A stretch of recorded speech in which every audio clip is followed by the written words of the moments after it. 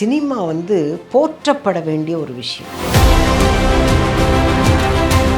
ஒருத்தர் கேட்டார், இந்த ரீல்ஸ் பண்ணுறதை பற்றியெல்லாம் நீங்கள் என்ன நினைக்கிறீங்க? பொழுதுபோக்காக அவங்க செஞ்சுக்கிட்டோம், அவங்க யூடியூப்பில் விட்டுக்கிட்டோம். ஆனால் அவங்க தான் பெஸ்ட்டுன்னு நினச்சி எங்கள் டைரக்டர்ஸ் போகிறாங்க பாரு, அவங்கள கூட்டிகிட்டு. அது ரொம்ப கஷ்டமாக இருக்குது. பாக்கியராஜ் சார் கதை சொல்லும் போது டைலாக் சொல்லி கொடுக்குறாருல, அப்போ உங்கள் பேர் சித்ரா. கமல் சார் வந்து மறந்தாப்பில் யூ சி மிஸ் சந்திரான்ட்டார். Excuse me sir, my name is Chitra இன்னொன்ட்டேன். ஆனால் கமல் சாரை பார்த்தோன்னு ஒரு பயமோ அதுவும் இல்லை. காரணம் என்னென்னா, ஏபிஎன் அப்பா படத்தில் நடிச்சிருக்கார். நேரடியாக போய் அப்படியெல்லாம் பொம்பளை பசங்க எல்லாம் பார்க்க புர்கா தான் போடலையே தவிர மற்றபடி எல்லாமே ரொம்ப அப்ஜெக்ட் பண்ணுவாங்க. அதனால நாங்க ஜன்னல் வழியா பார்த்தவர் அவரு. உங்களுக்கு வடிவுக்கரசின் பேர் யார் வச்சாங்க, எப்படி வச்சாங்க? எங்க பெரியப்பா வந்து வடிவுக்கு வளைகாப்புன்னு ஒரு படம் எடுத்தார். ஓ ஆமா. அதுல சாவித்திரி அம்மா பேர் வந்து வடிவு. அந்த படம் ரிலீஸ் ஆன இன்னைக்கு நான் பிறந்தேன். அதனால எனக்கு வடிவுக்கரசி.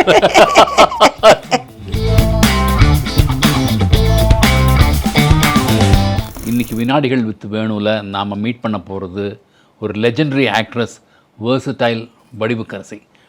அக்கா வாங்க. Thank you thank you thank you. வந்ததில் ரொம்ப சந்தோஷம், பெருமை எனக்கு ரொம்ப பெருமை உங்களோட உட்காந்து பேசுறது. தேங்க்யூ. வேர்சடைல் எல்லாம் சொல்லிட்டீங்க, அது ரைமிங்க்கு அழகாக இருக்குது, வேர்சடைல் வடிவுக்கரசின்னு. ஆனால் அந்த அளவுக்கெல்லாம் நான் ஒன்றுமே கிடையாது. இல்லை, நான் சொல்ல வேண்டியது இல்லை, உலகத்தில் எல்லாருக்கும் தெரியும் நீங்கள் எவ்வளோ பெரிய நடிகைன்னு. ஆனால் எனக்கு ஒரே ஒரு சின்ன கேள்வி மட்டும் இருக்குது. நீங்கள் பார்க்கும்போதும் சரி, பேசும்போதும் சரி, ஒரு குழந்தை மாதிரி தான் இருக்கீங்க, ரொம்ப இன்னசென்ட்டாக. பட் நீங்கள் பண்ண ரோல்லாம் அப்படி உங்களை பார்த்தாலே பயப்படுற அளவுக்கு செஞ்சுருக்கீங்க. உங்களுக்கு எங்கேருந்து இந்த நாட்டம் நடிப்பில் வந்தது, எப்படி வந்தீங்க நீங்கள் சொல்லுங்கள்? இது நாட்டமெல்லாம் கிடையாது. ஆக்சுவலாக சொல்லப்போனால் எனக்கு நடிக்கிறதெல்லாம் தெரியாது. அதில் அவ்வளோ இன்ட்ரெஸ்ட்டும் அவ்வளோன்னு இல்லை, இன்ட்ரெஸ்டே கிடையாது. நடிக்கிறதெல்லாம் இன்ட்ரெஸ்டே கிடையாது. சூழ்நிலை, நம்மளோட வாழ்க்கையோட சூழ்நிலை நம்மளை வந்து ஒரு வேலைக்கு தள்ளப்பட்டுச்சு. அதனால் நம்ம நடிக்க வந்தோன்னே வச்சுக்கோங்களேன். அதாவது நீங்கள் வந்து ஃபேமிலி பேக்ரவுண்ட் வந்து film background. Yes, AP Nagarajan அவர் தான் வந்து எங்கள் பெரியப்பா. அவர் ஒரு லெஜெண்டரி டைரக்டர் தான். ஆமாம், நிறைய படங்கள், திருவிளையாடல், திருமால் பெருமை, கந்தன் கருணை, தில்லானாமகுணாம்பால், இந்த மாதிரி எல்லாமே வந்து சிவாஜி அப்பா வச்சு தான் அவர் டைரக்ட் பண்ணியிருக்காரு, ப்ரொடியூஸ் பண்ணியிருக்காரு. அவரே தான் எழுதுனதும் கூட. அந்த மாதிரி ஒரு பேக்ட்ராப்லேருந்து வந்தனால நமக்கு சினிமாவில் நடிக்கணுங்கிற இன்ட்ரெஸ்டெல்லாம் ஒரு கடுகளவு கூட கிடையாது. நான் வந்து 8th ஸ்டாண்டர்ட் வரலும் ராணிப்பேட்டை, அதுதான் என்னோடய சொந்த ஊர். வேலூர் ராணிப்பேட்டை இருக்குல்ல, அதுதான் சொந்த ஊர். அப்பா பேர் சண்முகம், அம்மா சந்திரா. எங்கள் அம்மாவும் ஏபிஎன் அப்பாவோட ஒய்ஃபும் அக்கா தங்கச்சிங்க. அதனால் எனக்கு ஏபிஎன் அப்பா பெரியப்பா. ஸோ 9th அப்புறம் பெரியப்பாவோட தோட்டம் வந்து எம்ஜிஆர் சார் தோட்டத்துக்கு பக்கத்து தோட்டம். அங்கே நாங்கள் ஷிஃப்ட் ஆகிட்டோம். எதுக்கு வில்லேஜ்லேயே இருக்குது, பசங்கள்லாம் இங்கே வந்து படிக்கட்டும் அப்படிங்கிறதுக்காக அப்படியே சென்னைக்கு வந்துட்டோம். சென்னையில் தான் நான் வந்து 9th 11th வரலும் பண்ணேன். அதுக்கப்புறம் பியூசி. ஸோ இது வரலும் ஸ்மூத்தாக போயிட்டு இருந்தது. அதாவது பஸ்ஸிலே ஏறாமல் கார்லேயே வரலாம் இருந்தோம். இந்த ஓவர் நைட்டில் ரோடுக்கு வந்துட்டாங்கன்னாலாம் சொல்லுவாங்க தெரியுங்களா சினிமாலெல்லாம். அந்த மாதிரி பியூசி முடித்த கையோட ஒரு பெரிய டவுன்ஃபால். அப்போது நான் என்ன பண்ணேன், நந்தம்பாக்கத்தில் ஈக்காட்டு தாங்கல் இப்போது இருக்குது இல்லைங்களா, அங்கே வந்து ஒரு ப்ரைமரி ஸ்கூலில் டீச்சராக வேலைக்கு ஜாயின் பண்ணேன். அந்த கேப்பில் பியூசி வந்து இங்கே 9th 11th வரலாம் படிச்சுட்டு அங்கே போனதே வந்து டிஸ்டிங்ஷன் வாங்குவோம். அது வில்லேஜ் தானே, ராணிப்பேட்டை, வாலாஜா, அங்கே இருக்கிற சுற்றி வில்லேஜ் பசங்க தானே, அவ்வளோவா படிக்க மாட்டாங்கன்னு நம்ம ஒரு தப்பு கணக்கு போட்டோம். அது கிடையாது, அந்த பசங்க தான் நல்லா படித்து டிஸ்டிங்ஷன் வாங்கினா, நான் ஃபெயில் தான் ஆனேன். ஓகேங்களா, அதனால் இங்கே டீச்சர் வேலைக்கு ஜாயின் பண்ணேன். அதுக்கப்புறம் அந்த சம்பளம் பத்தாது, 75 ரூபா தான் டீச்சர் வேலைக்கு, எல்கேஜி யூகேஜி டீச்சர்.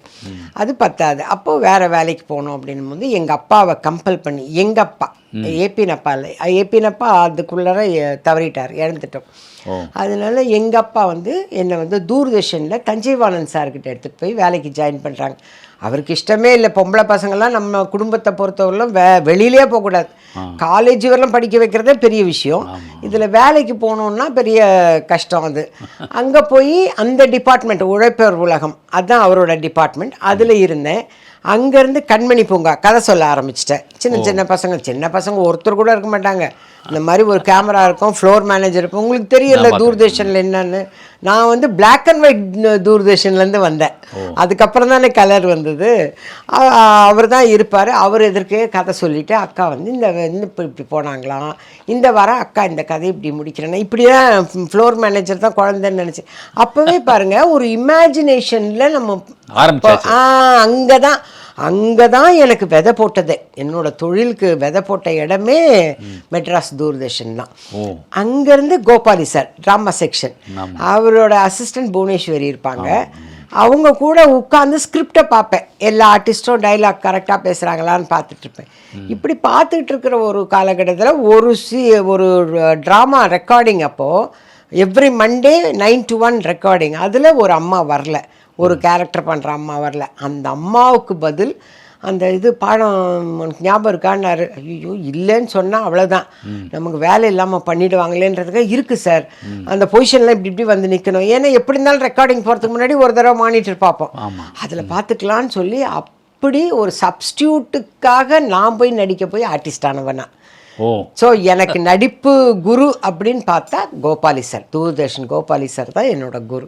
இப்படியாக இருந்தது. அதுவும் பத்தாது, எனக்கும் கோபாலி சார் தான் குரு. பாருங்க, நம்ம அதில் தான் ஒன்றாவே இருக்கிறோம் போல இருக்கு. நம்ம அங்கே ஆரம்பித்தோம்.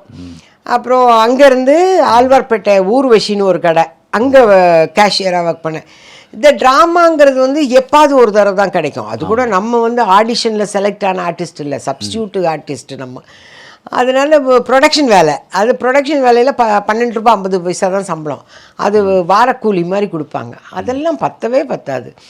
அதனால் இங்கே ஊர்வசியில் ஒர்க் பண்ணேன். ஊர்வசியில் ஒர்க் பண்ணும்போது அந்த முதலாளி வந்து ஹிந்து பேப்பரில் ஒரு ஆடு வந்திருக்கு, இந்த மாதிரி கனிமராவில் வந்து அப்ரெண்டிஸ் எல்லாம் எடுக்கிறாங்க வேலைக்கு, நீங்கள் அப்ளை பண்ணுங்கன்னாரு. அவர் கடையில் வேலை பார்க்குறேன். ஆனால் எனக்கு அவர் ஒரு ப்ரமோஷன் கொடுக்குறாரு பாருங்கள், இங்கே போய் வேலை பாருங்கன்னு. நான் அப்ளை பண்ணேன். ஹவுஸ் கீப்பிங் தான் நான் செலக்ட் பண்ணேன். நான் வந்து ரிசப்ஷனிஸ்ட்டாக செலக்ட் பண்ணல. ஐயோ அதெல்லாம் மேக்கப்லாம் போட்டுன்னு இருக்கணும், இது நான் ஹவுஸ் கீப்பிங் தான், வீடு வேலை மாதிரி நினச்சிட்டு நான் அதை போயிட்டேன். அதில் சூப்பர்வைசராக செலக்டாக, அதுலேயும் அப்ரெண்டிஸ் தானே, அதனால் ஸ்டைஃபன் மாதிரி 300 ரூபாய்க்கு சம்பளம் கொடுத்தாங்க. அதெல்லாம் பத்தாது. 300 ரூபா வந்து இப்போ கம்பேர் பண்ணால் ஒரு 30,000 ரூபாய் மாதிரின்னு வச்சுக்கோங்க. அந்த காலத்தில் நான் வாங்குகிற 300 ரூபா. ஆனால் அது பத்தாது, வேறு வேலைக்கு போகணும் அப்படின்னும் போது ஹேர் ஹோஸ்டஸ்க்கு அப்ளை பண்ணலாம் அப்படின்னு எம்ஆர் பிரதர்ஸ், அப்பா பெரியப்பா கம்பெனியில் எம்ஆர் பிரதர்ஸ் தான் வந்து ஃபோட்டோகிராஃபர்ஸ். அவங்க என்னை எடுத்த ஒரு நெகட்டிவை வச்சுருந்தேன்.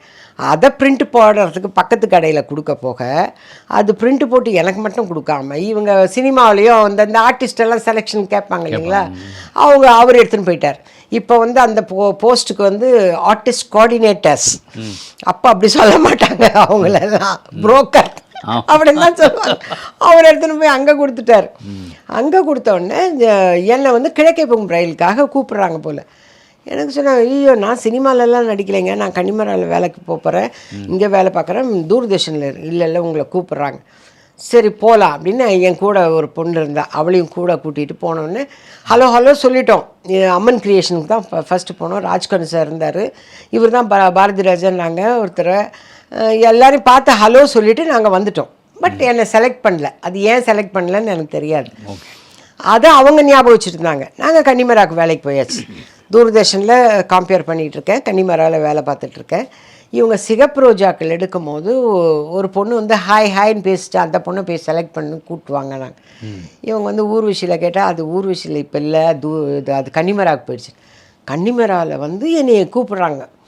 இந்த மாதிரி கேஆர்ஜி ப்ரொடியூசரு பாரதிராஜானோடனே எனக்கு ஸ்ட்ரைக்காச்சு, எங்கேயோ கேள்விப்பட்ட பேர் இது, நம்மளை கூப்பிட்டுருந்தாங்களே, எதுக்கு மறுபடியும் நம்மளை கூப்பிட்றாங்க அப்படி. சரி என்னான்னு போய் கேட்டு வந்துடுவோன்னு அங்கேயும் ஒரு ஃப்ரெண்டை கூட்டிகிட்டு அங்கே போனால் ஒரு 100 பேர் இருப்பாங்க அந்த வாசலில், அந்த ஆஃபீஸ் வாசலில் எல்லாம் மேக்கப்போட. நம்ம காலையிலேருந்து ஹவுஸ் கீப்பிங்கில் சூப்பர்வைசர் 5 மாடி ஏறி இறங்கி அதில் வேர்த்து விறுவிறுத்து நம்மளை எங்கே செலக்ட் பண்ண போகிறாங்கன்னு போனால் கேஆர்ஜி பசங்க 2 பேரும் கண்மணி பூங்கா பார்த்து கண்மணி பூங்கா அக்கா கதை சொல்கிற அக்கா இல்லையா, அதனால் அதை வச்சு எனக்கு வந்து ஒரு செலெக்ஷன் நடந்துருச்சு. சரி இந்த படத்தோட சரி இதுக்கு ஏன்னா வீட்டில் வேலைக்கு போகிறதே அப்ஜெக்ஷனு, இதில் நம்ம வந்து ஹோட்டலில் வேலைக்கு போகிறது அதை விட அப்ஜெக்ஷன். ஏன்னா ஹோட்டலில் வேலை செஞ்சால் இப்படி சொல்லுவாங்க. எங்கள் அப்பாலாம் ராணிப்பேட்டை இல்லைங்களா, அவர் வந்து அந்த கிராமம், அவர் கொஞ்சம் ரொம்ப வசதியாக இருந்தவர். அவர் சினிமாவுக்கு ஏபிஎன்னை நம்பி வந்து தான் இவர் இப்படி ஆயிட்டாருன்னு அங்கே ஏற்கனவே சினிமாவை போட்டு வறுத்துன்னு இருக்காங்க. நம்மளும் இப்படி இருந்தால் அதனால் யாருக்கும் வீட்டில் சொல்லாமல் கொள்ளாமல் அந்த படம் போய் நடித்தேன். ஓகேங்களா. அதில் வந்து பாக்கியராஜ் சார்கிட்ட அசிஸ்டண்ட்டாக இருந்திருக்கார். அப்புறம் தான் தெரியும் அவர் பாக்கியராஜ் சார், இவர் அசிஸ்டண்ட்டு. அதெல்லாம் நமக்கு அப்போ தெரியாது. ஏதோ கடன் கொடுக்குறத இந்த ட்ரைனிங் தான் நம்ம இங்கே எடுத்துருக்கணும் இல்லையா தூர்தர்ஷனில். அதனால் மடமடன்னு அவங்க சொல்கிற டைலாக் சொல்லிட்டோம்னா வீட்டுக்கு அனுப்பிச்சிடுவாங்கன்னு வந்தோம். ஆனால் அப்படி நடக்கலை. நான் நடித்தேங்கிறது எங்கள் அப்பாவுக்கு தெரிய வந்து அடி உதையெல்லாம் வாங்கி. ஆமாம், எங்கள் அப்பாவுக்கு வந்து சினிமாவில் வந்து மாதவன் சார், மாதவன் சார் வந்து எங்கள் பெரியப்பா, எங்கள் அப்பாவோட அண்ணன், அவரோட கிளாஸ்மேட் வாலாஜாவில். அதுக்கப்புறம் தேவராஜ் மோகன் அங்கிள், அவர் வந்து மாதவன் சாருக்கு அசிஸ்டண்ட்டுங்க அவங்க. தேவராஜ் மோகன் அங்கிள். அப்புறம் வந்து பாலமுருகன் சார் எழுதுவாருங்களே, அவர். இவங்கெல்லாம் வந்து அப்பாவோட ஃப்ரெண்ட்ஸ். ஜேஆர் மூவிஸ்னு பெரிய கம்பெனி, எங்கள் மாமாலாம் எடுத்தவங்க. அவங்க வந்து அப்பாவோட ஃப்ரெண்ட்ஸு. அவங்களுக்கு தெரிய வந்து இவர் என்னை ஷூட்டிங் கன்ஃபார்ம் பண்ணுறாரு. ஏதோ ஒரு பேலன்ஸ் ஆகிப்போச்சு. அந்த ட்ரே கவுத்துருவார் பாருங்க பாக்கியராஜ் சிகப்ரோஜாக்கில், அது பேலன்ஸ் ஆகிப்போச்சு. இதை எடுக்கிறதுக்கு அனுப்ப மாட்டேன். என் வீட்டில் அந்த மாதிரி ஒரு பொண்ணே கிடையாது, நீங்கள் கூப்பிடாதீங்கன்னு சொல்லி அனுப்புகிறாரு. அப்புறம் இவங்ககிட்ட போய் சொல்லியிருக்காரு, இது தெரியாதனமாக போய் நடிச்சிருச்சு அப்படின்னு. இல்லை, நம்மெல்லாம் இருக்கணும் இண்டஸ்ட்ரியில், நம்ம பொண்ணு கூப்பிட்றாங்கன்னா அப்படிலாம் அனுப்பாமலாம் இருக்கக்கூடாது, போய் நடிச்சிட்டு வரட்டும், பார்க்கலாம், அப்புறம் பார்த்துக்கலான்னு. அப்படி அப்பாவோட துணையோட மிச்சம் இருக்கிற பேலன்ஸை போய் பண்ணிட்டு வந்தேன். இந்த சிகப்ரோஜாக்கில் என்ன நடந்தது ஒரு விஷயம்னா, பாக்கியராஜ் சார் கதை சொல்லும் போது டைலாக் சொல்லி கொடுக்குறாருல, அப்போ உங்கள் பேர் சித்ரா, உங்கள் பேரை சொல்லி இப்படி இப்படி கேட்பாரு, இப்படி இப்படி பதில் சொல்லணும், எல்லாம் இதெல்லாம் மனப்பாடம் ஆயிடுச்சு. நம்ம பேசிகிட்டே இருக்கும்போது கமல் சார் வந்து மறந்தாப்பில் யூ சி மிஸ் சந்திரான்ட்டார். ஐயோ, நம்ம பேர் சித்ரான்னு சொன்னாங்களே, இவர் சந்திரா சொல்கிறாருன்னு. Excuse me sir, my name is Chitra இன்னொன்ட்டேன். இது வந்து அவர் தப்பாக கூப்பிட்டாருன்னு நினச்சி தான் நான் சொன்னேன். நான் ஏதோ ப்ரெசன்ஸ் ஆஃப் மைண்டில் நடிச்சிட்டேன்னு எல்லாரும் பாராட்டினாங்க. எனக்கு அது அப்போல்லாம் தெரியல நமக்கு. ஐயோ, ஏதோ தப்பு பண்ணிட்டோம் போல இருக்கு. ஏன்னா பெரிய ஆர்டிஸ்ட் கமல் சார், அவரை போய் நம்ம கரெக்ட் பண்ணி தப்பாக போச்சு போல இருக்குது அப்படின்னு. பட் அவங்களாம் அப்ரிஷியேட் பண்ணாங்க. அதுலேருந்து அவருடைய ரெக்கமெண்டேஷனில் தான், கமல் சாரோட ரெக்கமெண்டேஷனில் தான் ஆர்சி சக்தி சார் டைரக்ஷனில் ஆனந்தம் இன்று ஆரம்பம்னு சொல்லிட்டு Jupiter Pictures black and white படம் கதாநாயகியாக எனக்கு ரெக்கமெண்ட் பண்ணார். ஆமாம், அது எங்கள் அப்பா கிட்டலாம் சொல்லி சமரசம் பண்ணி அதை நடித்து அப்படியே ஒன்று ஒன்றா தொடர்ந்து வந்து இன்னைக்கு மாபெரும் நடிகர், பர்ஃபெக்ட் ஜென்டில்மேனோ எதிர்க்க உட்காந்து பேசிக்கிட்டு இருக்கேன். அப்போ நீங்கள் வந்து பாரதி ராஜாவால் இன்ட்ரடியூஸ் பண்ணப்பட்ட ஒரு நடிகை. ஆமாம், அந்த அதிர்ஷ்டம் அவங்க சுற்றி தான் வந்துட்டு இருக்கு. அது என்ன வாஸ்தவம் தான். அவர்கிட்ட நிறைய விஷயங்கள் எனக்கு சிகப்ரோஜாக்களில் கூட சொல்லி கொடுக்குற மாதிரி ஒன்றும் இல்லை. ஏன்னா சொல்லி கொடுத்தது எல்லாமே பாக்கியராஜ் சார், கமல் சார் வருவார். ஆனால் கமல் சாரை பார்த்தோன்னு ஒரு பயமோ அதுவும் இல்லை. காரணம் என்னென்னா, அவர் வந்து மேல்நாட்டு மருமகளில் ஏபிஎன் அப்பா படத்தில் நடிச்சிருக்கார். அப்போ நாங்கள்லாம் அவர் வீட்டுக்கு வர்றதெல்லாம் நாங்கள் பார்த்துருக்குறோம். அவர் நேரடியாக போய், ஏன்னா அப்படியெல்லாம் பொம்பளை பசங்கள்லாம் பார்க்க, எங்கள் வீட்டில் வந்து ஒரு இதுதான் போட்டு புர்கா தான் போடலையே தவிர மற்றபடி எல்லாமே ரொம்ப அப்ஜெக்ட் பண்ணுவாங்க. அதனால் நாங்கள் ஜன்னல் வழியாக பார்த்தவர் அவர். அதனால் அது எதுவும் நிறைய நாள் பழக்கமான ஒரு மாதிரி. அவருக்கும் அப்போ தெரியாது நான் ஏபிஎன் ஃபேமிலியிலேருந்து வந்த பொண்ணுன்னெலாம் தெரியாது. ஏதோ கனிமராலேருந்து ஒரு பொண்ணு வந்து நடிக்குது அப்படின்னு தான். அவர் சொல்லிக் கொடுக்கல, பாக்கியராஜ் சார் தான் எனக்கு எல்லாமே சொல்லி கொடுத்தாரு. பாரதி ராஜா சார் சொல்லிக் கொடுக்கல. பாரதி ராஜா எனக்கு சொல்லி கொடுத்த படம் வந்து முதல் மரியாதை. முதல் மரியாதை தான் வந்து எப்படி நடக்கணும், ஒரு கிராமத்து சப்ஜெக்ட்னா அதில் நேட்டிவிட்டி எப்படி இருக்கணும், கிராமத்தில் இருக்கிறவங்க எப்படி இருப்பாங்க, எப்படி நடப்பாங்க, எப்படி புடவை பிடிப்பாங்க, எப்படி புடவை போடுவாங்க, எல்லா ஸ்டைலும் அவர் சொல்லி கொடுத்தது தான். அவர் சொல்லி கொடுத்தது தான் இந்த நிமிஷம் வரைக்கும் எனக்கு சாப்பாடு போடுதுன்னு தான் சொல்லணும். அவ்வளோ அழகாக சொல்லி கொடுத்தாரு. பியூட்டிஃபுல். ஆனால் பட் அந்த படம் நடிக்கும் போது எனக்கு இஷ்டமே இல்லை முதல் மரியாதையில் நடிக்கிறது. ஏன்னா நான் வந்து சிவாஜி அப்பாவோட பேர் அப்படின்னு நமக்கு ஒரு பெரிய கனவு இருக்கும் இல்லைங்களா. எனக்கு பெரிய கனவு என்னன்னா கேஆர் விஜயா அம்மா மாதிரி நடிக்க போகிறோம், தங்கப்பதக்கம் கேஆர் விஜயா அம்மாவுக்கு அடுத்து நம்ம தான் அப்படிங்கிற மாதிரி. அதுக்காகவே 2 பக்கம் மூக்குத்தி எல்லாம் போட்டுக்கிட்டு அதெல்லாம் பண்ணின்னு போனால், அங்கே போனவுடனே சித்ரா சார் தான் டைலாக் சொல்லி கொடுக்குறாரு. இதை பேசுறது அப்பச்சி கோணத்தை காக்கா தூக்கிட்டு போயிடுச்சா அடுப்பு, இது யார் சார் பேசுவேன் இந்த மாதிரிலாம், நீ தானோன்னா அவ்வளோ. இந்த ஸ்டாப் பிளாக்ல இப்போ அலைகள் அப்படி எந்திரிச்சு நின்றுடும், அப்படி மரம்லாம் அந்த மாதிரி ஆயிடுச்சு எனக்கு. எனக்கு அழுகையோ அழுகு, அப்படி சலன்னு அழுதுகிட்டே இருக்கிறேன். நான் போகிறேன் சரி, நான் டைரக்டர்கிட்ட நான் அதுக்கப்புறம் எந்த சான்ஸுமே நான் கேட்டதில்லை. சிகப்பு ரோஜாக்களுக்கு அப்புறம் நான் பாட்டுக்கு இருந்தேன். என்னை கூப்பிட்டு பழி வாங்குறாரா இவர், நான் போகிறேன் இம்மீடியட்டாக நான் சென்னைக்கு போகிறேன்ற மைசூரில் உட்காந்துட்டு. என்னால் முடியாதுங்கிறீங்க? முடியாது, இந்த கேரக்டர் பண்ண மாட்டேன். ஏன்னா நம்ம கேஆர் விஜயாமா மாதிரி இமேஜின் பண்ணின்னு வரோம். இதில் வந்து ரவுடி பொம்பளை மாதிரி இருக்குது. அவங்க கருப்பெல்லாம் பூசினாங்க, அதுக்கெல்லாம் நான் கவலையே படலை. அதே மாதிரி காது என்னவோ போட்டு ரப்பரெல்லாம் போட்டு ஒட்டி விட்டாங்க. நமக்கு இந்த மாதிரி சலுகையெல்லாம் அப்போ இல்லைங்களா. ஸோ இந்த சைக்கிள் டியூப் ஓட்டுவாங்க பாருங்க, அந்த சொல்யூஷன் வச்சு எனக்கு ஒட்டுறாங்க காதை. அதெல்லாம் வச்சு ஒட்டி எல்லாம் நடிக்க வைக்கிறாங்க. அதுக்கெல்லாம் கூட நான் கவலையே படல. நம்ம வந்து சிவாஜி அப்பாவோட பேர், இது மட்டுமே ஒரு கனவாக போய் உட்கார்ந்தா இந்த மாதிரி இன்னொன்று அழுதுகிட்டே நடித்து முடித்த படம் அந்த படம் முதல் மரியாதை. பட் அது வந்து இந்த அளவுக்கு என்னோட வாழ்க்கைக்கு உதவும்னு நான் நினச்சி கூட பார்க்கல. அப்போ ஆக்சுவலாக உங்களுக்கு வந்து ஒரு பேபி ஃபேஸ், அப்புறம் நீங்கள் பழகிறது எல்லாம் பார்த்தா கூட கொஞ்சம் ரொம்ப இன்னசென்ட்டாக தான் இருக்கும். ஆனால் இந்த மாதிரி பயமுறுத்துற அளவுக்கு நடிச்சிருக்கீங்களே, அது அந்த ஒரு ஃப்ரேம் டு ஃப்ரேம் எனக்கு நடிப்பு வந்து சார் தான் சொல்லி கொடுத்தாரு. முறைக்கிறது, அந்த முறத்தை தூக்கி போடுறது, அதுலேருந்து தான் நான் தெரிஞ்சுக்கிட்டேன். ரஃப் கேரக்டர்னால் இப்படி தான் பண்ணணும். அந்த இப்போ சொல்கிறாங்க இல்லையா, body language, chemistry, physics, botany, zoo எல்லாத்தையும் கொண்டாடுறாங்க. அந்த மாதிரியெல்லாம் வந்து எங்கள் டைரக்டர் சொல்லி கொடுத்தது தான். அவர் தான் அந்த புடவையை பிடிச்சிக்கிறத, அவர் ஜீன்ஸ் பேண்ட்டை பிடிச்சி காட்டுவார். இந்த ராதாவை அடிக்கிற சீனெல்லாம் அவர் பிடிச்சிட்டு அந்த விளக்கு மாற்ற எடுத்துக்கிட்டு இப்படி கையில் வச்சுட்டு இப்படி வர்றதெல்லாம் அவர் சொல்லி, அதுலேருந்து நான் பிடிச்சிக்கிட்டேன். ஓகே, ஒரு வில்லேஜில் ஒரு ரஃப் பொம்பளைன்னா இப்படி தான் இருக்கணும் அப்படிங்கிறத அங்கேருந்து கற்றுக்கிட்டது தான். அந்த இது கற்றுக்கிட்டதுனால தான் எனக்கு அருணாச்சலத்தில் அந்த ரூடு கேரக்டரை ஆக்ட் பண்ணுறதுக்கு அதுதான் எனக்கு உதவியாக இருந்தது. ஏன்னா அவங்க சொல்லும் போதே, அம்மா நீங்கள் முதல் மரியாதையில் முறைப்பீங்கல்ல அந்த மாதிரி, ஆனால் அது 4 மடங்கு முறைப்பாக இருந்தது. ஆமாம், ஹஞ்ச் பேக் வச்சுட்டு. அதே மாதிரி டப்பிங்கில் போய் நான் நார்மல் வாய்ஸில் பேசினேன், அது ஒட்டவே இல்லை. அந்த முகத்துக்கும் என் வாய்ஸ்க்கும் ஒட்டவே இல்லை. அவங்க போட்டு பார்க்குறாங்க, இல்லை நம்ம வந்து பிரசாத் லேபில் வேறு ஏதோ பண்ணணுன்னெல்லாம் சொன்னாங்க. அப்புறம் நான் சொன்னேன், நானே ட்ரை பண்ணுறேன், ரஃப்பாக பேசி பார்க்கறதுக்கு நான் ட்ரை பண்ணுறேன் அப்படின்னு. டப்பிங் அப்போவே நானே அப்படி வச்சுட்டு அந்த வாய்ஸில் ஒரு டைலாக்காக ஒரு லைனாக பேசினேன். அதை பேசி ப்ளே பண்ணி பார்க்கும்போது அது சிங்க் ஆச்சு, அந்த ரஃப் ஃபேஸ்க்கு அந்த வாய்ஸ். அப்படி தான் அந்த படம் மட்டும் நான் நடித்ததுனோ 7 நாள் தான், டப்பிங் மட்டும் 10 நாள் பேசினேன். ஆமாம், வாய்ஸ் போயிடும், உடனே வாய்ஸ் போயிடும், எனக்கு ஜுரம் வந்துடும், 2 நாள் கேப் எடுத்துப்பேன், திருப்பி போவேன். அந்த மாதிரி பேசி முடித்த படம் அருணாச்சலம். பியூட்டிஃபுல், எவ்வளோ பெரிய அனுபவம் அது.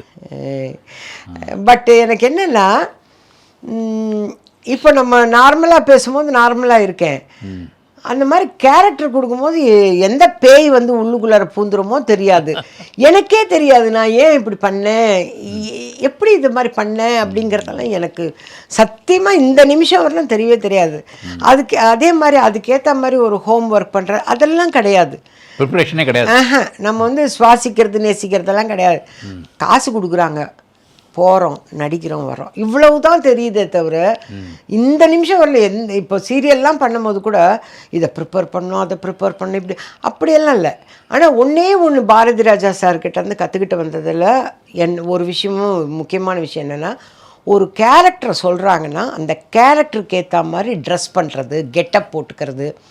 இப்போ முதல் மரியாதையில் தண்டட்டியெல்லாம் போட்டு கருப்பு பூசி பல்லெல்லாம் கருப்பு பூசுறது. அதே மாதிரி எண்ணுயிர் தோழனில் வந்து மேக்கப்பே கிடையாது, பரட்ட தலையோட அப்படியே எடுத்து முடிச்சு போட்டுக்கிட்டு மெட்ராஸ் ஸ்லாங் பேசிட்டு அந்த மாதிரி அவரோட படத்தில் பண்ணோம். அந்த மாதிரி அந்த கேரக்டருக்கு ஏற்ற மாதிரி, அதனால தான் அந்த ஹஞ்ச் பேக்லாம் வச்சுக்கணும், ஹஞ்ச் பேக் வைக்கணும் அப்படின்னு சொன்னதெல்லாம் வந்து ரஜினி சார். ரஜினி சார் தான் சொல்லியிருக்காரு, அம்மாவுக்கு இந்த மாதிரி ஹஞ்ச் பேக் வைங்க அப்படின்னு. நம்ம சுந்தரமூர்த்தி சார் தான் அந்த கெட்டப் உருவாக்குனதே. சுந்தரமூர்த்தி சார் தான் அந்த கெட்டப். ஸோ நான் கெட்டப் பண்ணி ஒரு 25 மார்க் அதில் வாங்கிடுவேன். அப்புறம் ஸ்லாங்கு பேச சொன்னாங்கன்னா ஏதாவது ட்ரை பண்ணி பேசி அதில் ஒரு 25 மார்க், 50 மார்க் ஜஸ்ட் பாஸில் போயிடலான்னு. இல்லை, எல்லாத்தையுமே டிஸ்டிங்ஷன் வாங்கியிருக்கீங்க நீங்கள். நிச்சயமா படிப்பில் தான் வாங்க முடியல, அட்லீஸ்ட் இதுலையாவது வாங்கணும்னு வாங்கிட்டு இருக்கிறேன். ஒரே ஒரு எழுத்து தானே, படிப்புங்கிறது நடிப்பு. ஐயோ பாருங்க எப்படி பாருங்க. இல்லை, பியூட்டிஃபுல். அதாவது நீங்கள் பண்ணதெல்லாம் ப்ரிப்பரேஷன் இல்லாமல் பண்ணது நீங்கள் சொன்னதான் தெரியும். அதர்வைஸ் எங்களை பொறுத்த வரைக்கும் அவ்வளோ பிளானிங் போயிருக்குங்கிறது தான் நாங்கள் நினைப்போம். அப்படிதான் தெரியுது. எதுவுமே பிளான் பண்ண மாட்டேன், அந்த கெட்டப் மட்டும். இப்போவும் சீரியலில் ஏதாவது ஒரு கேரக்டர் சொல்லிட்டாங்கன்னா, சார் நான் என்ன மாதிரி கெட்டப் பண்ணணும், இது வந்து மாடர்னாக வருதா, மாடர்னாக வந்தால் இப்படி வரட்டுமா, இப்படி போட்டுக்கிட்டா, இல்லைன்னா வில்லேஜ்னால் பின்கோசம் வச்சு பாட்டி மாதிரியே இருக்கட்டுமா, அதுக்கேற்ற மாதிரி கிளாஸஸ் வாங்கிக்குவேன். அது வாங்கி வச்சுட்டு, ஏன்னா எனக்கு சார் சொன்னது தான், ஒரு கேரக்டர் சொன்னால் அந்த உருவம் வந்துடணும். ஒரு டைரக்டர் எதிர்க்க போனால் நான் நினச்ச உருவத்தில் இருக்கிறாங்கன்னு சொன்னாவே அவனுக்கு பாதி திருப்தி அதில் வந்துடும் அப்படின்னு சொல்லியிருக்காரு. அதனால் இந்த கெட்டப் மட்டும் பண்ணிவிடுவேன், மற்றதெல்லாம். சரி, எனக்கு ஒரு கேள்வி வந்துச்சு, அதை முதல்ல கேட்டுடுறேன். இப்போது நீங்கள் நிறைய படங்கள் பண்ணிட்டீங்க, சீரியல் பண்ணிட்டீங்க. சீரியல் நடிப்புக்கும் மூவி நடிப்புக்கும் ஏதாவது வித்தியாசம் இருக்கா? எது ப்ளஸ் எது மைனஸ் சொல்லுங்களேன். எதுலேயுமே மைனஸ் கிடையாது, எதுலேயுமே எனக்கு மைனஸ் கிடையாது. நடிப்பை பொறுத்தவரையிலும் எல்லாமே நடிப்பு தான், எல்லாமே கரெக்டாக அந்தந்த கேரக்டருக்கு ஏற்ற மாதிரி பர்ஃபெக்டாக பண்ணிடுறோம். ஆனால் சீரியலில் ஒரு ரிலாக்ஸேஷன் கிடையாது. அப்படியே ஏன்னு போட ஆரம்பித்தா ஜட்டு போட்டு முடிக்கிறவரில் ப்ரீத்திங் டைமிங் கூட கிடையாது. ஆனாலும் அதுக்காக நம்ம மாற்றிக்கிற முடியாது. இவங்க அவசர அவசரமாக எடுக்கிறாங்கங்கிறதுக்காக நம்மளுடைய நடிப்பை கொஞ்சம் குறைச்சிக்கலாங்கிறத மாதிரிலாம் வரவே வராது. அதே மாதிரி நீங்களும் அந்த மாதிரி தான் பண்ணியிருக்கீங்க. நீங்கள் பண்ணும் போதும் ப்ராம்ப்டிங் எல்லாம் வாங்கி நான் பார்த்ததே கிடையாது. நானே வந்து பயப்படுவேன் அலைகள் பண்ணும் போதெல்லாம். நீங்கள் எங்கே முடிப்பீங்க கரெக்டாக சொல்லுங்கன்னா, ஐயோ கரெக்டாக நம்ம முடிச்சிருவோமா அந்த இடத்துல, இந்த டைலாக் இப்படி தான் பேசுவோமா, எனக்கு பயமாக இருக்கும். இன்றைக்கி வேணு சாரோட காம்பினேஷனா, ஐயோன்னே பயந்துகிட்டே இருப்பேன். ஏன்னா நீங்கள் பர்ஃபெக்ட், இந்த மீட்டருக்கு மேலே ஒரு வார்த்தை எக்ஸ்ட்ராவாக வராது உங்ககிட்ட, இதுதான் கரெக்டாக. அதே மாதிரி எத்தனை தடவை எடுத்தாலும் அந்த ஆக்ஷன் இப்படி பண்ணிங்கன்னா கரெக்டாக அந்த டைலாக்கப்போ அந்த ஆக்ஷன் பண்ணுவீங்க. அந்த இது எனக்கு வராது. ஒரு தடவை ஒரு மாதிரி பேசுவேன், ஒரு தடவை ஒரு மாதிரி, ஒரு ஸ்டேபிளாகவே இருக்காது. அந்த பயம் எனக்கு இருக்கும். எனக்கு நல்லா தெரியுது, நீங்கள் எல்லாம் ஸ்பான்டேனியஸ் ஆக்டர்ஸ். ஸோ அதனால் அது ஃப்ரெஷ்ஷாக இருக்குதுன்னு நான் ஃபீல் பண்ணுறேன். நீங்கள் பண்ணுறது ஒவ்வொரு வாட்டியும் ஒரு மாதிரி இருந்தாலும் அதில் ஒரு ஃப்ரெஷ்னஸ் இருக்கும். மெத்தட் ஆக்டிங்கில் போய் மாட்டிக்கிட்டு அதுக்காக வந்து கோட்டை விடாமல் நீங்கள் பண்ணுறது இட் இஸ். இப்போதான் உங்களோட ரகசியம் தெரியுது. ஐயோ, இவன் ராஜேஷ் கூட சொல்வார், ராஜேஷ் நடிகை சொல்வார், நீ ஒன்று பிடிச்சா எப்படியோ மாற்றி வரைய நீ அப்படி. சார் ஏதோ ஓட்டுறேன் சார், நான் எது எனக்கு தெரிஞ்சதை வச்சு ஓட்டின்னு இருக்கேன், என் மானத்தை வாங்கிடாதீங்க எல்லாரும் எதிர்க்கையும் சொல்லினார். இல்லை நீ அந்த ஷாட்டில் அப்படி பண்ண, சரி டேக் 2 போகும்போது வேறு மாதிரி பண்ணுற, அப்போ நான் எதை நம்பி நான் நடிக்கிறது அப்படின்னு. தப்பு தான் சார், அந்த மாதிரி பண்ணக்கூடாது தான், பட் எனக்கு தெரிய மாட்டேங்குதுங்க சார், தெரிய மாட்டேங்குது. நம்ம கொடுத்த வேலையை சின்சியராக பண்ணணும் அப்படின்றது தான் அப்படிங்கன்னு. பட் எனக்கு படம் பண்ணுறது வந்து ரொம்ப இஷ்டங்கிறத விட அம்மா வீட்டில் இருக்கிற மாதிரி. இப்போ அம்மா வீட்டில் இருந்தால் ரிலாக்ஸ்டாக இருக்கலாம். இருமா எந்திரிக்கிறேன், இருமா 10 மணிக்கா டிஃபன் பண்ணலாம் அப்படின்னு ரிலாக்ஸ்டாக சொல்லுவோம். அதே மாமியார் வீட்டில் இருக்கணும்னா மாமியாருக்கு பயந்துக்கிட்டாவது கடகடான்னு செய்வோம்ல, அதுதான் சீரியல். ஐயோ இன்றைக்கி சீரியல் 8 சீனை முடிச்சே ஆகணுமே, ஒரு லஞ்சுக்கு முன்னாடி 4 சீனை முடிச்சிட்டோம்னா அப்புறமா கொஞ்சம், ஏன்னா அதுக்கப்புறம் கொஞ்சம் ஸ்லோ டவுன் ஆகிடும் ஒர்க்கெல்லாம். அந்த மாதிரி ஒரு அர்ஜென்சிலேயே போயிட்டுருக்கோம். ஆனால் பட் எனக்கு எல்லாமே ஒன்று தான். நடிப்பை பொறுத்தவரை நம்ம சேஞ்ச் பண்ணியெல்லாம் இது 8 மணிக்குள்ளே முடிக்கணும் அதெல்லாம் அங்கெல்லாம் காட்டவே முடியாது. நான் முடிச்சு கொடுக்குறேன், அவ்வளோதான் சொல்ல முடியுமே தவிர அதில் மாற்றமே கிடையாது. அதே மாதிரி இப்போவாது ரிப்பீட் ஆகுது சீரியல்லாம். ஒரு 10 வருஷம் பழுத்து இது இப்போ அலைகள்லாம் கூட திருப்பி போட்டுறாங்க, அதெல்லாம் பார்க்குறோம். ஆனால் படம் அப்படி இல்லை, படம் எவர் கிரீன். நம்ம நடித்த படங்கள் அப்படியே இருக்கும். அதை எப்போ வேணாலும் பார்த்துக்கலாம். நமக்கு பின்னாடி வர்றவங்களும் அதை பார்க்கலாம். இது தேடணும். அதுதான் நம்மளுடைய உழைப்பு. இது தேடி கண்டுபிடிக்கணும். இந்த உழைப்பு எப்படி இருந்தாலும் ஏதாவது ஒரு சேனலில் ஒரு நாளைக்கு 2 படமாவது பார்த்துருவாங்க. 2 படம், அம்மா நீங்கள் அந்த படத்தில் வந்தீங்க, இந்த படத்தில். இது வந்து ஒரு ஃபீட்பேக் கிடைக்கும் போது சந்தோஷமாக இருக்குது. படங்கிற போது நீங்கள் சொல்கிறது நான் புரிஞ்சுக்கிட்டது என்னென்னா, படங்கிற போது அதுக்கு ஒரு டைம் கொடுத்து கொஞ்சம் பர்ஃபெக்ஷனாக வரும். இதில் பர்ஃபெக்ஷனாக பரவாயில்ல சார், பார்த்துக்கலாம் சார் அப்படிங்கிற பார்த்துக்கலாமா. ஏன்னா நீங்கள் டைலாக் பேசுவீங்க, நான் பேசுவேன், நடுவில் 4-5 பேர் ப்ராம்ப்டிங் வாங்குவாங்களா, அவங்களுக்காக இவங்க ஸ்பீட் பண்ணுவாங்க. ஏன்னா இவங்க பேச போகிறது இல்லைல்ல, இவங்க வாயசைக்கிறது தானே. அதனால அவங்க ஸ்பீட் பண்ணுவாங்க. அதே மாதிரி அவங்களுக்கு வந்து ஒரு நாளைக்கு 1.5 எபிசோடு எடுக்கணுங்கிற ஒரு கண்டிஷனில் இருக்கிறாங்க. இத்தனை இதில் வந்து ஒரு 2-3 பாயிண்ட் கம்மியாக தான் பெர்ஃபார்மன்ஸ் வரும். நம்ம அழுது முடிக்கிறதுக்குள்ளார இதுக்கு எக்ஸாம்பிள் சொல்லணுன்னா ராமநாராயணன் சார் படம். அவர் படங்கள் எல்லாத்துக்கும் நான் தான் அம்மா. ஒரு ஏழை தாய் அப்படின்னா கூப்பிடுங்க வடிவுக்கரசின்ற மாதிரி தான் நான் நடிச்சிருப்பேன். எல்லாத்துலேயும் இருப்பேன். கிளிசரின் போட்டு அலறதுக்குள்ளார சார் அழுகவே இல்லை, அடுத்த சீனில் அழுதுக்கலான்னு வரேன். ஐயோ சார் இந்த சீனில் அழகா அடுத்த சீனில் அழலாம். அவ்வளோ ஃபாஸ்ட்டாக எடுப்பார். ஒரே நேரத்தில் 3 படம் ஷூட்டிங் நடக்கும் அவருக்கு. அதே மாதிரி சார் இந்த படம் மாற்றின்னு வர்றேன், இது 24வது சீனு, எடுக்க போகிறது 42. அம்மா நிறைய கேப் இருக்குது. ஒரு புடவை கட்டிட்டா அதே கிட்டத்தட்ட ஒரு 15 சீனுக்கு எடுப்பார் அவர். அந்த மாதிரி தான் இங்கேயும் அந்த மாதிரி தான் பெர்ஃபார்ம் பண்ணுறதுக்குள்ளே இல்லை முடிஞ்சிச்சு பரவாயில்லம்மா அது பார்த்துக்கலாம், அது மிட் ஷாட்டில் பார்த்துக்கலாம், அவ்வளோதான் ஃபினிஷ்டு போச்சு. அதனால் இதில் உஷாராக தான் நடிக்கணும். டிவி சீரியலில் கொஞ்சம் விட்டால் கூட பரவாயில்லன்னுடுவாங்க. அதனால் நம்மளோட பெர்ஃபார்மன்ஸ் தெரியணுன்னா பிகினிங்லேருந்தே அந்த அலர்ட்னஸோடு இருக்க வேண்டியதாக இருக்குது. கரெக்ட். அக்கா நீங்கள் சாமுராய் படத்தில் பியூட்டிஃபுல்லாக ரோல் பண்ணியிருப்பீங்க அப்பத்தா. பாலாஜி சக்திவேல் தான் அதுக்கு டைரக்டர். ஆமாம். இப்போ ஒரு சக்க போட்டு போடுறாரு. ஆமாம், காந்தி கண்ணாடியில். ஆமாம். அவர் உங்களுக்கு என்ன இன்புட் கொடுத்தாரு அந்த கேரக்டர் பண்ணுறது? ஆக்சுவலாக அவங்க எல்லாருமே ரெஃபரன்ஸ் எடுத்தது வந்து முதல் மரியாதை தான். முதல் மரியாதை தான் ரெஃபரன்ஸ் எடுத்தாங்க. அதே மாதிரி ஒரு வில்லேஜ்லேருந்து வர்ற அப்பத்தா சென்னைக்கு வந்து அவளால் அடாப்ட் ஆக முடியல. இங்கே கார் பார்க்கிங்கில் மாடு கட்டிக்கலாங்கிறா. இல்லை நம்ம இடம் தானே, அங்கே எது நிறுத்தினா என்ன, கார் தான் நிறுத்தணுமா, இல்லை மாடு கூட கட்டிக்கலாம். இதனுடைய பிரதிபலிப்புன்னு சொல்கிறதா என்னன்னு தெரில.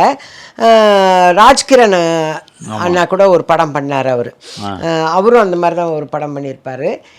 இவங்க சக்திவேல் சாருக்கு வந்து முதல் மரியாதை தான் ரெஃபரன்ஸ். அந்த அப்பத்தா தான். அந்த அப்பத்தா ரொம்ப ரூடு, பட் இவ வந்து பேத்தி மேலே அஃபெக்ஷனாக இருக்கிற ஒரு அப்பத்தா அப்படின்னு தான் இவங்க கொண்டு போனாங்க. அந்த பேத்திக்கு பாதுகாப்புக்கு தான் இவளை கொண்டாந்து சென்னையில் வச்சுருப்பாங்க. சென்னையிலேருந்து அந்த பொண்ணை திருப்பி ஊருக்கு கூப்பிட்டு போயிடுவேன். அவள் இங்கே இருந்தால் சரியா இல்லை அப்படிங்கிறதுக்காக ஊருக்கு கூப்பிட்டு போகிறது.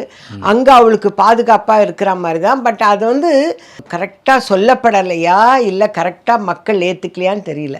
பட் என்னை பொறுத்தவரைக்கும் ரெஃபரன்ஸ் வந்து முதல் மரியாதைங்கிறனால அதே பேட்டர்னில் தான் நடிச்சிருப்பேன். பட் அந்த அளவுக்கு ரூடாக இருக்க மாட்டேன். பாசம் கலந்த ஒரு கிராமத்து பொம்பளையாக இருந்திருப்பேன். அதில் அருணாச்சலமில் அந்த ரோல் பண்ணியிருப்பீங்க, அது ரொம்ப டெரராக இருந்தது. அதுக்கு என்ன காரணம்? அதுவும் வந்து இவங்க ரெஃபரன்ஸ் எடுத்தது முதல் மரியாதை தான். ஏன்னா சுந்தர் சி சார் சொல்லும் போது முதல் மரியாதை மாதிரிமா இதுலேயும் ஒரு பாட்டி ரொம்ப ஸ்ட்ரிக்டான பாட்டி அப்படின்னு சொல்லி தான் எனக்கு அதை சொன்னாங்க. பட் எனக்கு என்ன ஒரு பயம் இருந்தது அப்போ அப்படின்னா, ரஜினி சாரை எதிர்த்து பேசுகிற மாதிரி அப்படின்னா அது வந்து அந்த நேரத்தில் யாருமே ஏற்றுக்கல. அப்போ தான் ஒரு இஷ்யூ ஆச்சிமா ஏதோ ஸ்டேஜில் பேசிட்டு ஒரு இஷ்யூ நடந்தது. முத்து அப்போ வந்த அந்த நேரத்தில் நான் போய் இவரை திட்டி எதுனா கஷ்டமாயிடுனா, இல்லை கிளைமேக்ஸில் நீங்கள் வந்து அவருக்கு அந்த காப்பெல்லாம் போட்டு சமாதானம் ஆகிடுவீங்க அப்படின்னு. கிளைமேக்ஸ் வரலாம் ஆடியன்ஸ் விடணுமே நம்மளை இல்லையா, அப்போவே அடிச்சிருவாங்களே அப்படின்னு இருந்தது. அந்த பயத்தோடு தான் நான் அங்கே போய் பேசும்போது கூட நான் வந்து கிரேசி மோகன் சார் தான் அதுக்கு எழுதினார். அவர்கிட்ட நான் கேட்டேன், சார் இந்த அநாத பயிலெல்லாம் கொஞ்சம் மாற்றிக்கலாமா சார்? ஐயோ இல்லை எல்லாம் படித்து காட்டியாச்சு, அதெல்லாம் ஓகே சொல்லிட்டா, நீங்கள் வாங்க அப்படியே பேசுங்கன்ட்டேன். ஐயோ எல்லாரும் ஓகே சொல்லுவாங்கங்க, ரிலீஸ் ஆனவொன்னு மக்கள் ஓகே சொல்லணுன்னு என்ன. நான் அந்த படம் நடித்த உடனே அந்த ஷாட் முடித்த உடனே சொன்னேன் சுந்தரமூர்த்தி சார்கிட்ட, கண்டிப்பாக நான் வந்து மெட்ராஸில் வாழ மாட்டேன்னு நான் நினைக்கிறேன். ஏன்னா இந்த மாதிரி அனாதை பையில் யாரோட சொத்தை யாருக்கு யாரா எடுத்து கொடுக்கறது அப்படின்னு எல்லாம் பேசிக்கிட்டே வருவேன். அந்த ஷார்ட் முடிஞ்சோடனே ஃபஸ்ட்டு கிளாப் பண்ணி என்னை அப்ரிஷியேட் பண்ணது ரஜினி சார் தான்.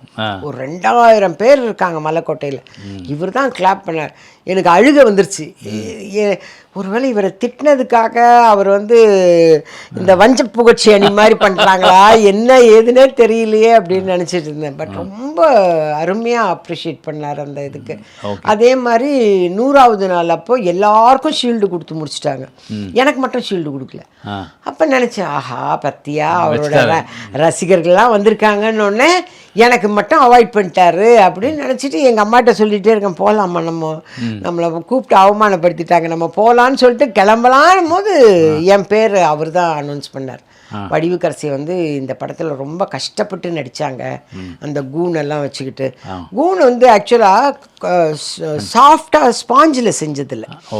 அது நம்ம இந்த அடிப்பட்டா ஒரு மாவு கட்டு போடுவோம் தெரியுங்களா, அந்த மாவு கட்டில் மோல்டு பண்ணி அதை வந்து ஒரு துணியோடு வச்சு தச்சுட்டாங்க. எஸ், அதை இப்படி கட்டிக்கணும். கட்டினோடனே இப்படி ஆகிடும். இந்த கையை இப்படி கொடுத்து கட்டணும்.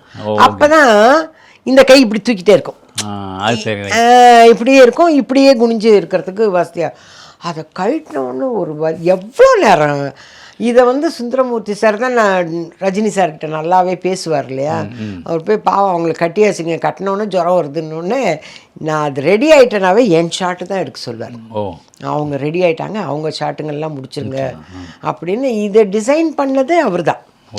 அம்மாவுக்கு வந்து ஹஞ்ச் பேக் வச்சு இப்போ வச்சுப்பாங்களா கேளுங்க அப்படின்னு. அப்போ நான் ஒரிஜினலாகவே மொட்டை அடித்து முடி வளர்ந்துருந்தது.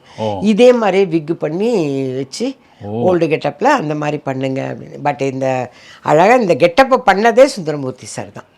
சுந்தரமூர்த்தி சார் இல்லைன்னா கஷ்டம். அதே மாதிரி அந்த டப்பிங்கும் அந்த மாதிரி வாய்ஸ் எல்லாம் கரெக்ட் பண்ணி பேசி அதை கொண்டாந்தான். ஆனால் இந்த படம் ரிலீஸ் ஆன உடனே என்னால் ட்ரெயினில் ட்ராவல் பண்ண முடியல. ட்ரெயினில் வந்தால் ஒவ்வொரு ஸ்டேஷனில் நிறுத்திடுவாங்க.